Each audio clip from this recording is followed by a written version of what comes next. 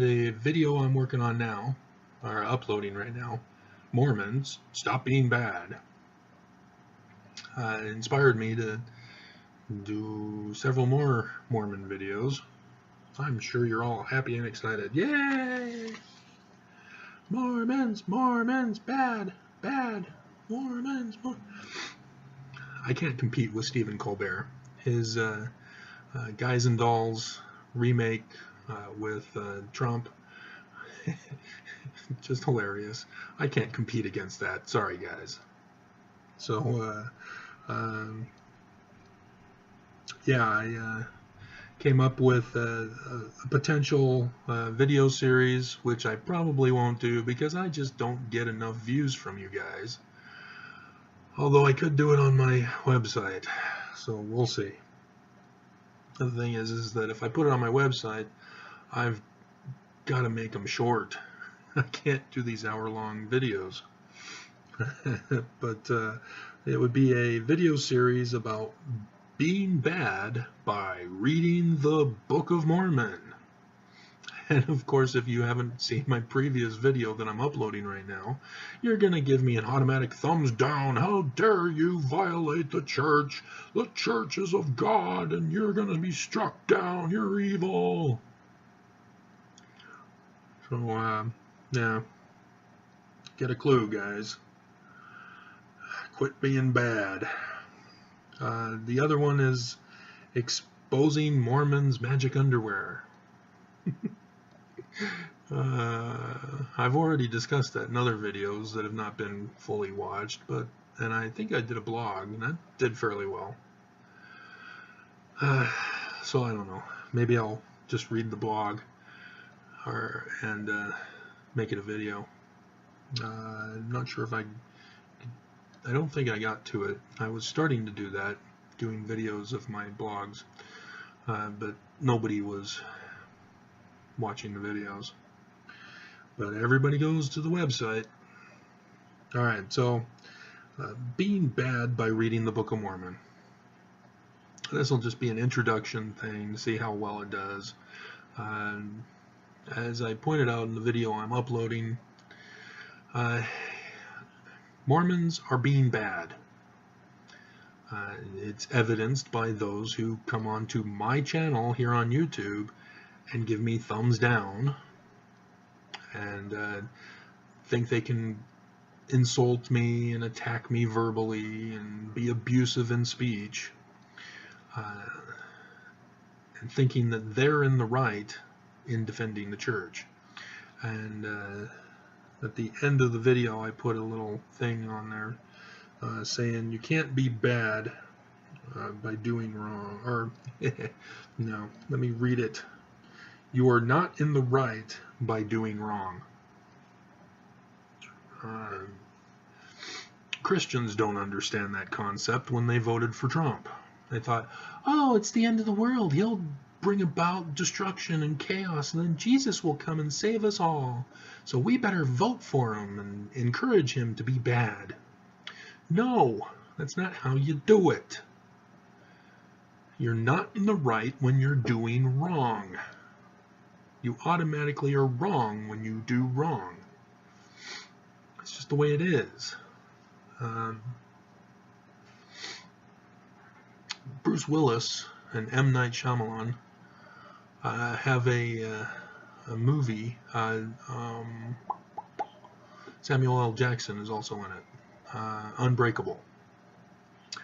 Samuel L. Jackson's character is one where from childbirth he had a disease or something that resulted in him being very fragile. If he fell down, he instantly breaks bone, and so he gave himself the title of Mr. Glass. And Bruce Willis is the superhero, and water ends up being his kryptonite. But Samuel L. Jackson's character, Mr. Glass, thought that he could find out who his who the hero, his antithesis would be, by causing murder, destructions, causing the train crash and collapsing buildings and plane crashes. I don't know what else he was doing, but he was purposely causing acts of violence around the world in order to find his arch enemy. And that's where the Bruce Willis comes in, as he is in a major train wreck and is the only survivor. And good movie. It teaches the lesson very clearly: you are not in the right when you do wrong. It's an automatic given.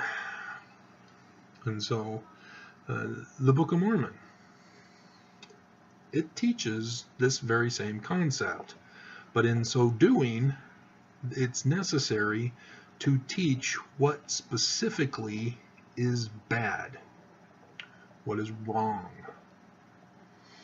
And most people think, oh, we can't get involved in anything that's bad because we'll turn bad. What are you doing? Okay, so I'm going into the Book of Mormon.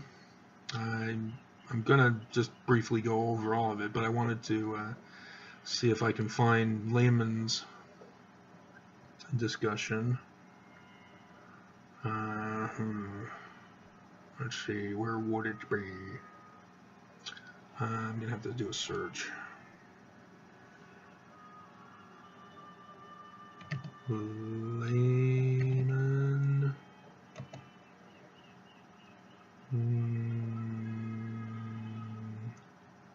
rule.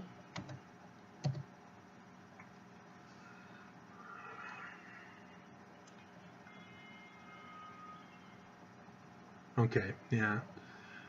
First Nephi chapter 16 verse 38 is one of the locations.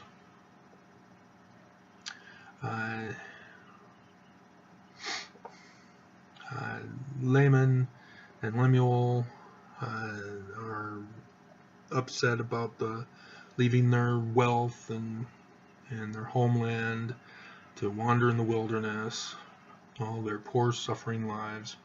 And verse 37, and Laman said unto Lemuel, and also unto the sons of Ishmael, behold, let us slay our father, and also our brother Nephi, who has taken it upon him to be our ruler and our teacher, who are his elder brethren.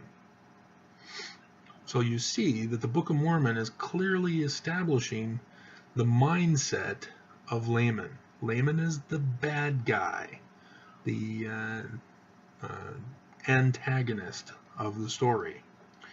Laman is resorting, or he's thinking and actually saying, hey, let's commit murder.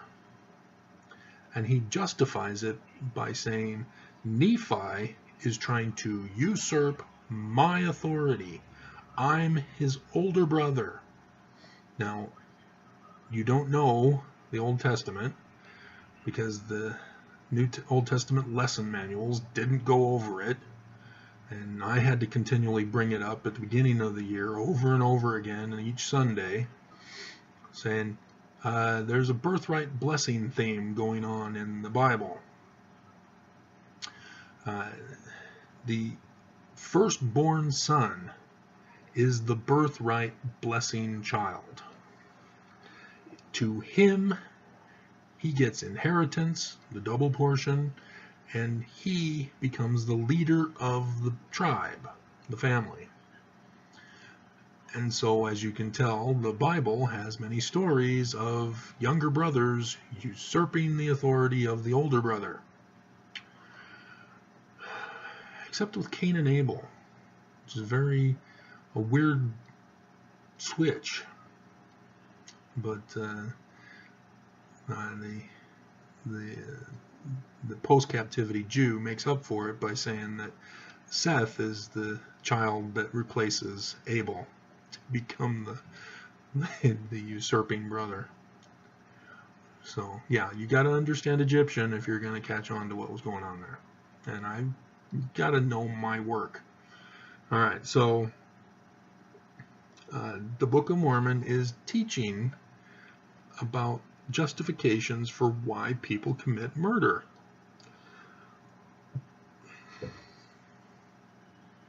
He's claiming Nephi does not have authority. He is not the firstborn son as I am. And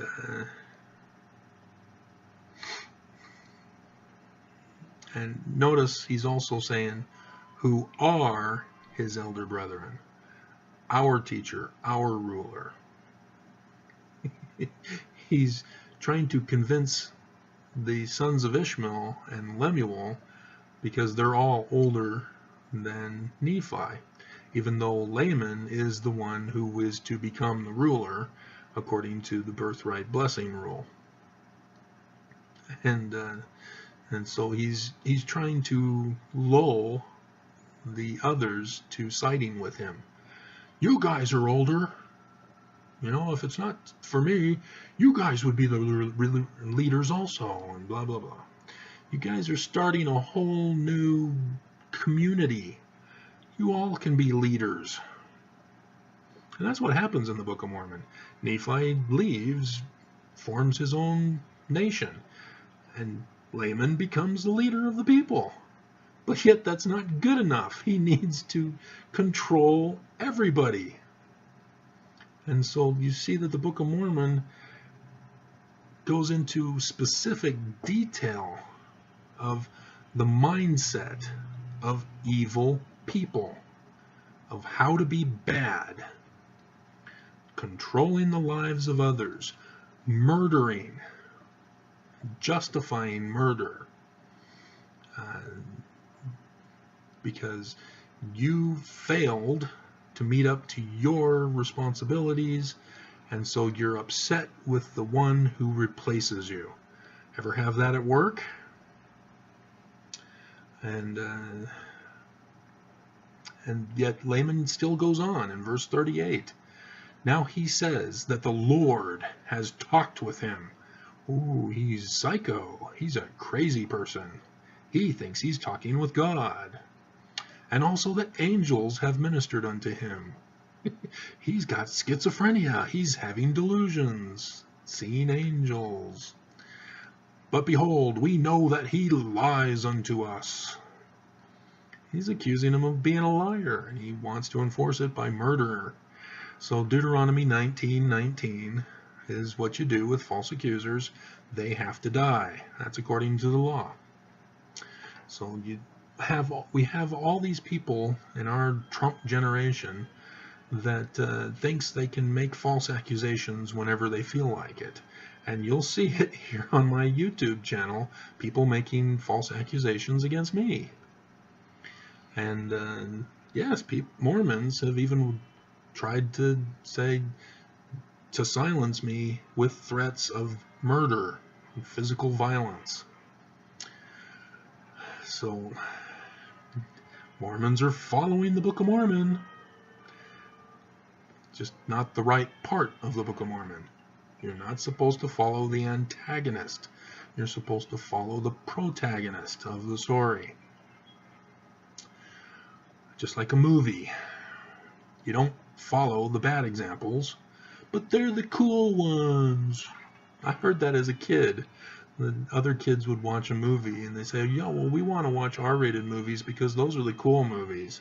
The PG movies are lame. And in some cases they were right. But that doesn't mean you follow the bad examples. Okay, so he also calls him schizophrenic and a liar. And he tells us these things, and he worketh many things by his cunning arts. He's demonic. He's witchcraft, that he may deceive our eyes. Magician. You'd think it would be a great entertainment to take on the road, but Nephi doesn't take advantage of that. Thinking perhaps that he may lead us away into some strange wilderness. Here's the fear tactic that Trump is good at. Oh, the caravan, they're invaders. Women and children are invading. Send the military to the border. Kill them. That's exactly the same thing. Aren't you Mormons catching on?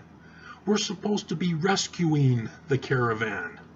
We're not supposed to be building a wall to keep them out.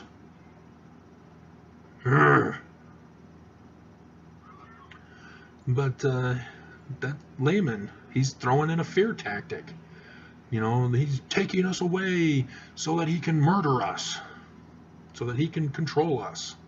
After he has led us away, he has thought to make himself a king and a ruler over us. You're his older brothers. You can beat him up. You know, there are several examples. Yes, Nephi says he's large in stature, but Laman and Lemuel are beating the crap out of him over and over again. They have no fear of Nephi. And so if Nephi does take him into a strange wilderness and says, hey, I'm now the king and your ruler, bow to me, Laman and Lemuel just have to kill him. Beat the hell out of him. So why is Laman doing this?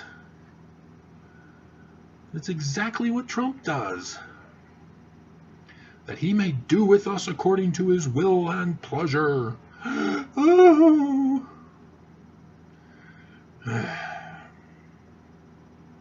And after this manner did my brother Laman stir up their hearts to anger. So you can say, well, Nephi is a propagandist and he's promoting this into the minds of Mormons and blah, blah, blah. But no, he's very good at revealing the mind of Laman in the story. And yet, as I've pointed out, this is exactly what Mormons are doing wrong. Let me pause this to see how my other video is doing. Alright, so it's uploaded. I have a cover art photo of Willa Ford's, one of her album covers. The one that says I want to be bad at the top, but YouTube chopped it off in order to get it on the screen. So unless you know Willa Ford and her music and her song, I Want to Be Bad, you're never going to catch on, and you're probably not going to go to the video and look at it, because you're not going to understand it. Huh? Mormon stopped being bad and he's got a picture of some woman with cleavage. Huh. Alright, whatever. Thumbs down. Okay, so let's see, bring up the scripture again. Alright. So, Laman is a perfect illustration of Trump. You'd think that Trump would have read the Book of Mormon then, because he's doing exactly what Laman is doing right here in 1 Nephi chapter 16. But the only book Trump has read are speeches by Adolf Hitler, according to himself or his roommate that only saw that collection of books on his desk at college or wherever, where he failed yet still managed to graduate. You guys do know Trump is illiterate, right? There was a video of him being interrogated, and a deposition, I guess, is what it was. And he's asked to read a particular document, and he behaves exactly as a person who doesn't know how to read. He set it aside. Yeah, I know what it says. So explain it to us. Well, yeah, he can't read. He's illiterate. And he then becomes president. Uh-oh. You mean I have to give speeches where I have to read a speech? Not just wing whatever I want to say? Yeah. So he had to learn how to read. And you'll notice as he's reading versus when he's giving a rally speech or when he's talking to the press before a helicopter ride or when he's tweeting. Big difference. So he's been learning to read, and he can read. When you go through life long enough, you recognize certain words, but overall, he's illiterate. He got through school by being rich. So that's what your higher education does for the elite people in the world. They're not very bright, even though they go to the best schools. All right, so turn down the screaming from the other movie. All right, and so I don't want this to go any further. I have other ones too, because I can go on and discuss why Blockbuster Video failed. I worked for Blockbuster Video. I turned them into a $1 million a year business, the one store. If I can do that with the one store, can you imagine all of their Blockbuster Video stores becoming $1 million a year stores? Wow, they would have never shut down. The one in Oregon would not be the only one left now. But they blew it, and I know why. But Mormonism is what everybody wants on YouTube, whether they hate me for it or love me for it. So this is the setup of the Book of Mormon, showing bad examples as well as good examples.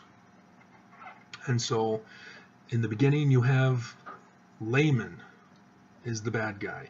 Then you have Laban, who's introduced as a bad guy. Then you get further in, and the initial story, they become bad in the new land.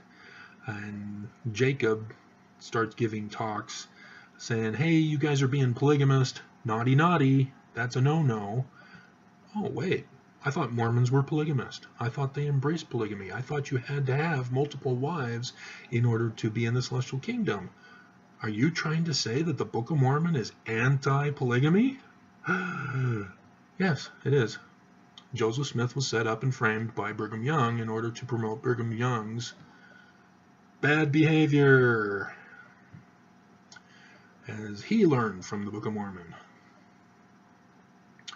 And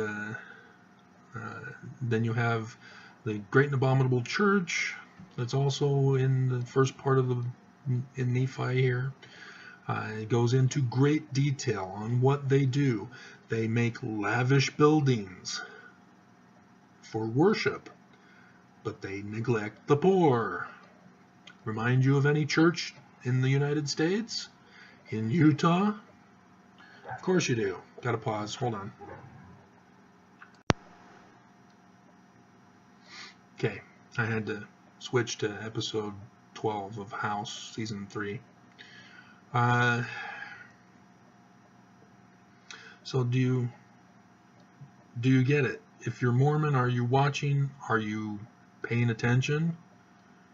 Are you believing, or are you casting out the seed by your unbelief? That should sound familiar to you, shouldn't it? Alma 32, starting in verse 28.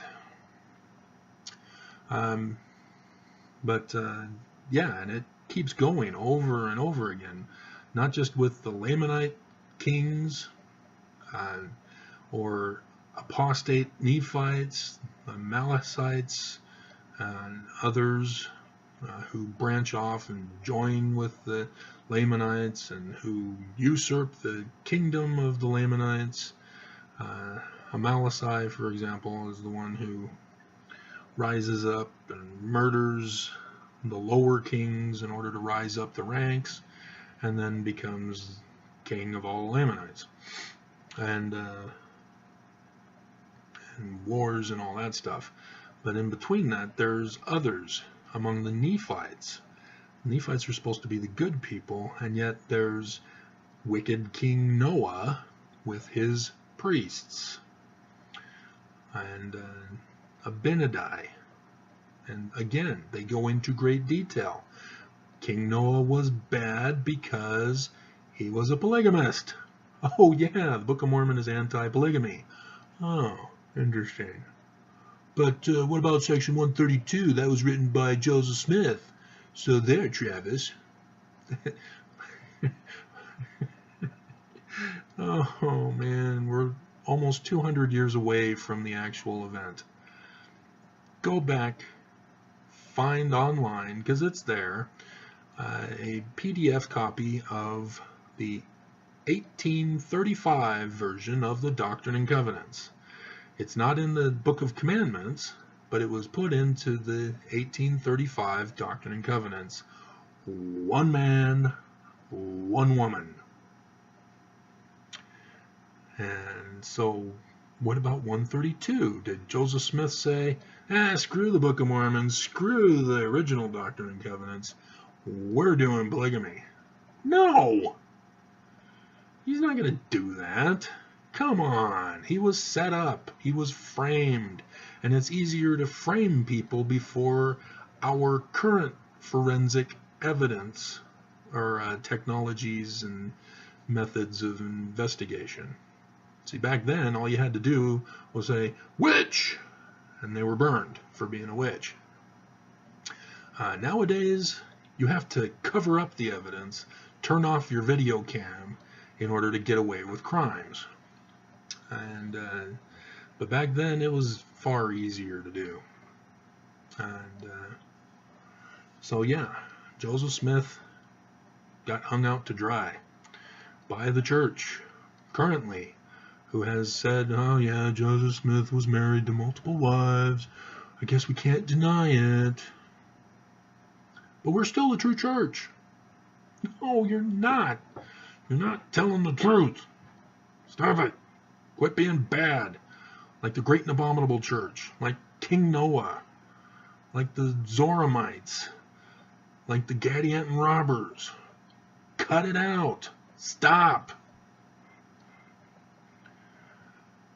But yeah, those are the other stories in the Book of Mormon explaining in great detail of them being bad, why they are being bad, going into their minds, their reasoning, and the antichrists that keep popping up. They all have their reasonings. Oh, one of them has a discussion about survival of the fittest. Huh. Yeah. They had those philosophies back in Joseph Smith's day. And you can't do good by doing bad. It just doesn't work that way. You're not supposed to follow the bad examples. And yet Mormon upon Mormon upon Mormon are doing the bad examples from the Book of Mormon. Stop it. Cut it out.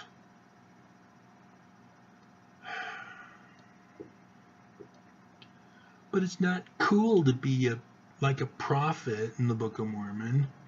I want to be cool. I want to be accepted by my peers.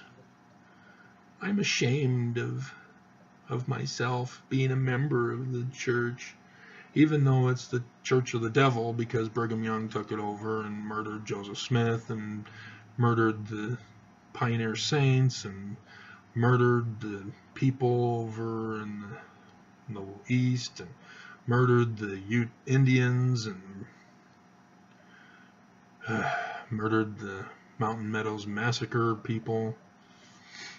Murder, murder, murder, in order to maintain his authority. This is exactly, by the way, what Brigham Young did.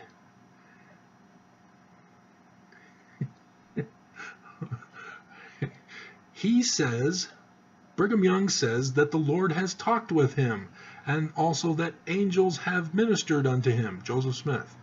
But behold, we know that he lies unto us. Brigham Young lies unto us. Brigham Young tells us these things, and he worketh many things by his cunning arts, that he may deceive our eyes, thinking perhaps that he may lead us into some strange wilderness he's going to call Deseret, which the United States will then change to Utah. And after he has led us away, he has thought to make himself a king of Deseret and a ruler over the Church of Jesus Christ of Latter-day Saints, that he may do with us according to his will and pleasure. Polygamy, segregation, bigotry, racism, sexism, murder, and on, stealing, tithing, to make his house, his mansion, that still exists today and is a tourist attraction.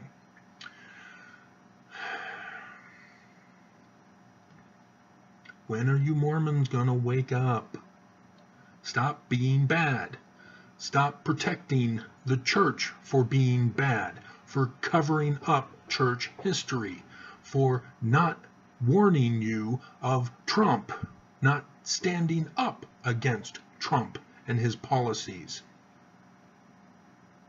President Oaks in the October conference, if you were paying attention, supported Kavanaugh's appointment to the Supreme Court. Were you listening? Were you paying attention? Oaks was a former judge, a former lawyer. He knows better, but he revealed whose side he's on. The Mormons in Congress, Mia Love, Mike Lee, Orrin Hatch, Jeff Flake, who else? Oh, yeah, another guy on the Intelligence Committee. Chris Stewart, is that who it is? They're all Mormon. They're all protecting Trump. Mia Love got shamed by Trump, and so she's now woke. And she gave her conference on Monday after Thanksgiving. You know, too late, Mia. I had been communicating with you on a regular basis, telling you to stop Trump. Stand up to him. Don't let him talk about your ancestral land that way, etc., etc. She refused to listen. She thought she knew better. And so I helped bring her down.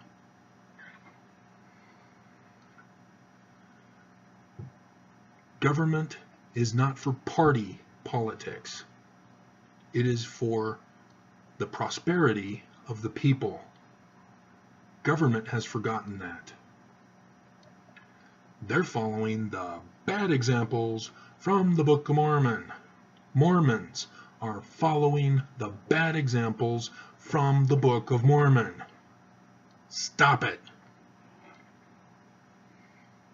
So, if by some reason I get 12,000 views like I have my signs for going back to Missouri video, then I'll do some more specific comparisons, make it a video series. Otherwise, I'll work on exposing Mormons' magic underwear and maybe why Blockbuster failed. But the magic underwear, I'm sure, is going to be a fan favorite. Uh,